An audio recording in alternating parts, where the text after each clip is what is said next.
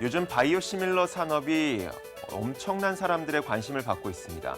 이렇게 많은 사람들의 관심을 받고 있는 바이오시밀러.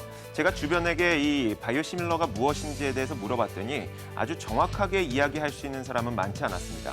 그래서 오늘은 바이오시밀러라는 것이 무엇이고 이 바이오시밀러 산업이 이렇게 각광을 받고 있는 이유가 무엇인지 살펴보도록 하겠습니다. 먼저 의약품은 크게 두 종류로 나눌 수가 있습니다. 합성의약품과 바이오의약품 이렇게 나눌 수가 있는데 합성의약품은 질환에 효과적일 것으로 보이는 화학제제를 추출하고 합성을 해서 약으로 만드는 것, 그것을 합성의약품이라고 부릅니다. 우리가 흔히 복용하고 있는 진통제라든지 혹은 두통약, 소화제 이런 것들, 알약 형태로 대부분 만들어져 있는 이런 것들을 우리는 합성의약품이라고 부르죠. 그런데 바이오의약품은 조금 다릅니다. 살아있는 세포의 DNA를 조작을 해서 살아있는 세포를 배양시켜서 만드는 약이 바로 바이오의약품입니다. 요즘 많이 화두가 되고 있는 그런 의약품들이 바로 바이오의약품이죠. 그런데 합성의약품이 됐건 바이오의약품이 됐건 오리지널 약제의 가격은 굉장히 비쌉니다. 개발 비용과 개발 시간 이런 것들이 투입되다 보니 약가가 비싸게 설정될 수밖에 없죠.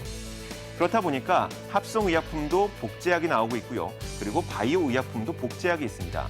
그런데 우리는 이 합성의약품의 복제약을 일명 카피약이라고 부르죠. 제네릭이라고 부릅니다. 하지만 우린 바이오의약품의 복제약을 바이오시밀러라고 부릅니다.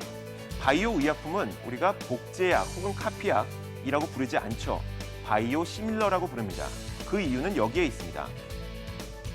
일단 합성의약품의 기본적인 구성 성분은 이렇게 생겼습니다. 매우 간단한 화학 구조를 띠고 있죠. 우리가 흔히 복용하는 진통제와 두통약의 화학 구조입니다. 이런 화학 구조를 추출해서 공장에서 대량 생산만 하면 됩니다. 생산이 굉장히 쉽고 간단합니다. 복제하기도 어렵지가 않죠. 그런데 바이오의약품의 기본 성분은 이런 식으로 생겼습니다. 뭔가 굉장히 복잡한 구조를 띠고 있죠. 이렇게 굉장히 복잡한 구조를 띠고 있다 보니까 이 바이오의약품을 복제하기란 쉽지가 않습니다. 정확하게 따라 만들기도 어렵고 그렇기 때문에 바이오의약품을 굉장히 유사하게 따라했다고 해서 바이오시밀러, 유사하다는 의미의 시밀러를 사용하는 것이죠. 지금까지는 이 바이오시밀러가 무엇인지에 대해서 알아봤는데 왜 이 바이오시밀러가 그렇게 전 세계에 각광을 받고 있는 것일까요?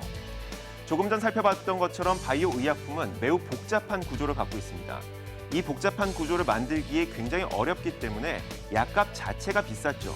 그래서 바이오의약품으로 치료를 하기 위해서는 1년 동안 적게는 수십만 원에서 많게는 3,500만 원, 4천만 원까지 약값이 굉장히 비쌉니다. 이것은 단순히 약값만 친 거고요. 여기에 부대 비용, 입원비와 치료비, 수술비와 검사비 이런 것들까지 따지게 된다면 정말 1년에 억소리가 나는 그런 치료비가 들게 됩니다. 그래서 바이오의약품이 효과가 좋다는 것을 알면서도 많은 환자분들은 바이오의약품을 비싼 가격에 대한 부담감 때문에 사용하지 못했습니다. 하지만 비슷한 성분에 비슷한 효과가 있는 이 바이오시밀러, 오리지널 약제보다는 약가가 낮기 때문에 많은 분들이 사용할 수가 있게 되는 것이죠.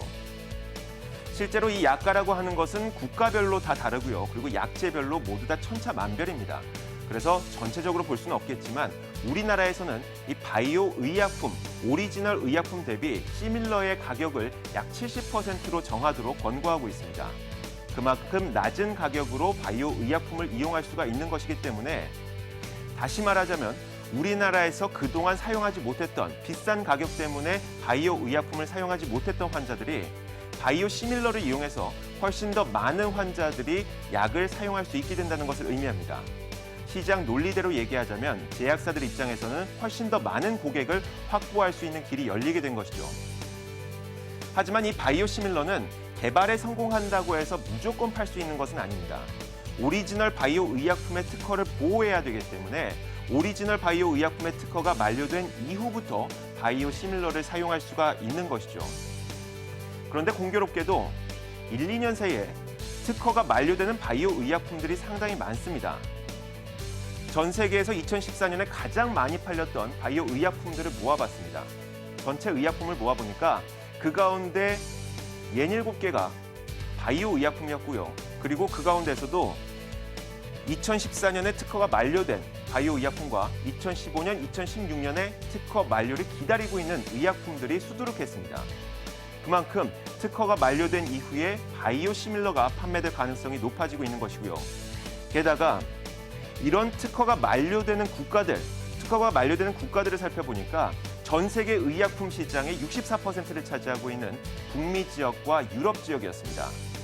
이렇게 가장 큰 시장, 전 세계에서 가장 큰 의약품 시장에서 특허가 만료되는 바이오 의약품들이 많기 때문에 이 시장을 바이오 시밀러가 대체하게 된다면 바이오 시밀러에게는 앞으로 굉장한 성과가 기다리고 있다는 것이죠. 그렇기 때문에 요즘 이렇게 많은 사람들이 바이오 시밀러에 대해서 관심을 갖고 있는 겁니다. 다만 제약 바이오 산업이라고 하는 것은 국민의 건강과 보건에 직결적으로 연관됩니다. 그렇기 때문에 정부 정책에 민감할 수밖에 없죠. 하지만 오늘은 이 바이오 시밀러가 무엇인지 알아보기 위해서 정부 정책 변수는 제외한 채 알아봤습니다. 다만 정부 정책에 따라서 이 바이오 시밀러 산업이라고 하는 것은 좋아질 수도 있고 나빠질 수도 있다는 점, 그 점도 항상 염두해 주셔야겠습니다. 시장을 읽는 남자였습니다.